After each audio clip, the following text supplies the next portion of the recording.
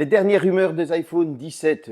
Comme vous aimez me torturer, vous m'avez demandé de faire un petit récap des dernières rumeurs des iPhone 17. Alors cette année, il paraîtrait qu'il y aurait 4 modèles. Le 17, le 17R qui remplacerait le 17 Plus, le 17 Pro, le 17 Pro Max. De ce côté-là, rien de changement. Au niveau du design, vous allez avoir une ressemblance avec les pixels. Personnellement, oui, ça ressemble, mais ce n'est pas comme les pixels. À l'arrière du 17R, vous allez avoir un capteur de 48 mégapixels, un petit peu comme sur le 17 normal. Ce serait une évolution. Et pour toute la gamme, on aurait des capteurs selfie de 24 mégapixels. Ça, c'est sympa. Bien évidemment, on aurait des puces A19 avec 5 cœurs pour les entrées de gamme, c'est-à-dire le 17, le 17R, et avec 6 cœurs pour les 17 Pro et les 17 Pro Max. Si on continue dans les évolutions pour le 17 et le 17R, on aurait enfin du 120Hz. Ça, c'est cool, c'est une très belle évolution. Et maintenant, dans les deux autres évolutions, on aurait les fameuses puces C1 pour avoir une meilleure captation du Wi-Fi, 5G, etc., qui fait aussi une économie de batterie. Et parlant de batterie, justement, il y aurait une amélioration au niveau des batteries des 17 Pro Max. On passerait à 5000 mAh.